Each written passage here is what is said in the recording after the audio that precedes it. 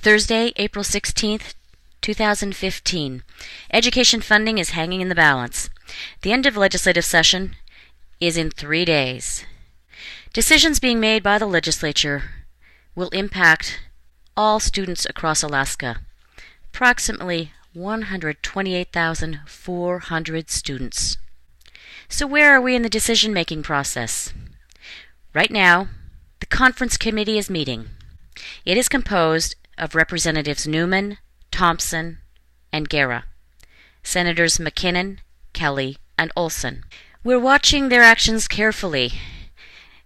These 6 members from the House and the Senate are reaching decisions on the state's operating budget right now. Their decisions will go back to their respective bodies, the House of 40 members and the Senate. The Senate proposes a cut of $80 million. That is approximately a reduction of $200 to the base student allocation. The House has proposed a $32 million cut, and that is the equivalent of the funds that were appropriated outside the formula fund last year. So let's put this in context. Last legislative session, House Bill 278 was adopted. This was a 3-year plan to provide some degree of stability for public schools. This has been a long, drawn-out battle following 4 years of static funding and static base student allocation. The elements included, in FY15, which is our current school year, the BSA base student allocation increased by $150. In addition, the legislature added funds outside the formula of $43 million. But one has to remember that they then deducted the $25 million from the previous year, what they decided was one time in energy grants and funding. So the net new money for school operations was really effectively $18 million of those funds outside the formula. In FY16, this is the focus of the legislative session now. For next school year, the BSA has another $50 increase. There was planned to be a $32 million increase to funds outside the formula, but again, taking into account previous deductions, really it's only $7 million in new money. In FY17, there would be another scheduled $50 increase to the base student allocation and proposed a $20 million addition. However, again, if you look at also having lost those energy grants, it really meant a net loss in FY17 compared to that base year of $5 million. So, given in context, it's important to realize that school districts in testimony basically said that their costs were rising, while revenues were remaining pretty static, maybe a little bit upward, but not enough to keep pace with their costs. So that brings us to today.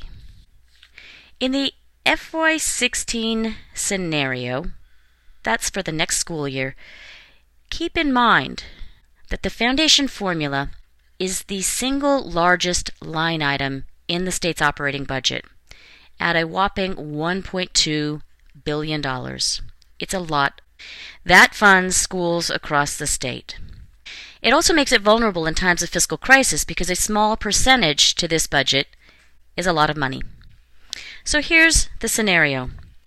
The governor proposed a budget of approximately $1.2 billion for public education. He reduced funding to the tune of $32 million, cutting the funding outside the formula per House Bill 78 package.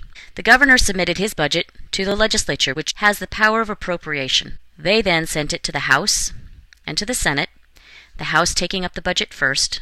The House accepted the governor's numbers, plus cut early childhood.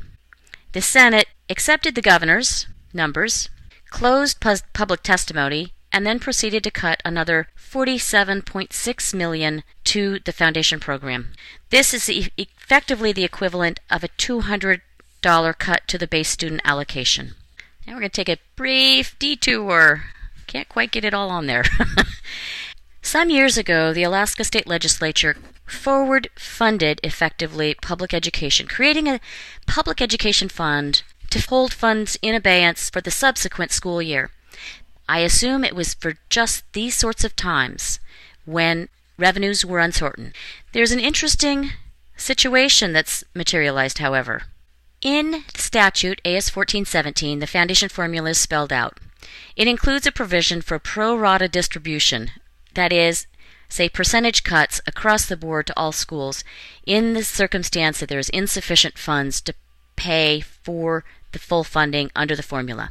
However, if the Senate's goal is to cut education and dig into the formula itself, not simply reduce the funding that's outside the formula, they cannot do so if there is a savings account that has money that could pay for fully funding the formula. So, in the Senate's budget, it's been proposed to drain this fund. So the Senate proposal also zeroes out the education fund. There's another interesting dimension at play, and it's the CBR, the Constitutional Budget Reserve. This is a large savings account.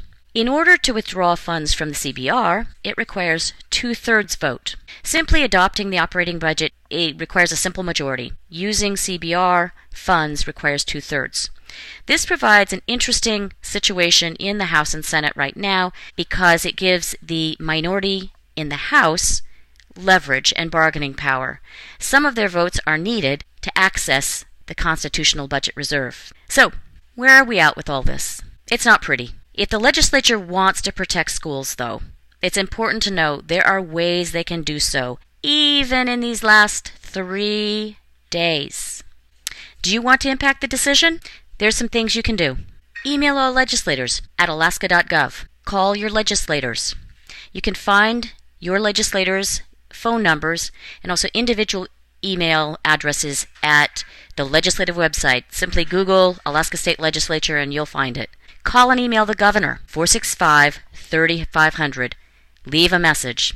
Email the governor at alaska.gov. In these last 3 days, every legislator matters. The governor's leadership matters. And most importantly, your voice matters. Mary Hackler for Great Alaska Schools with technical support from Annika and Nathan Ord.